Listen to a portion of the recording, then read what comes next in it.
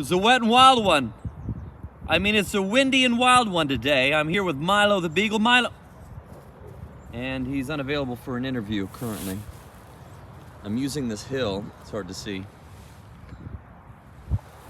to help recover my ribs still, just by pressure testing it, learning to roll softly. I was doing backward roll for my... He's all grassy. Then I did like a barrel roll. Is that a barrel roll? Yeah, like a barrel. And backwards. Did it yesterday as well. It's good. Feels good.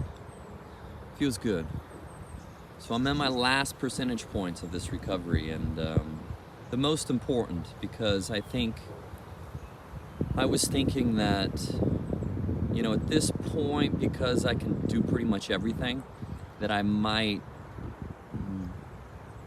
put on the brake or slow down my recovery until it's like 100% or better, stronger. It's like the Japanese broken bowls that's spliced back together, glued back together with like gold. Like that concept.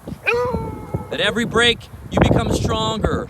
Every fall, you become stronger. But the last percentage points, the last bit of that recovery, being the most important. So that's why I'm doing the rolling. Yeah, and it's helping.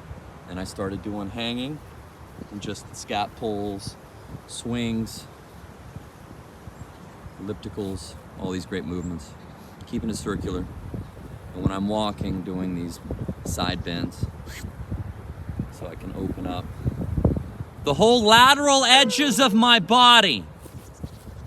So that's an update on the physical. Let's get physical, physical with a beagle. Yeah, let's go find it. We lost a egg-shaped stone yesterday. We're gonna go find it. Let's get physical. Yes, anti-fragile.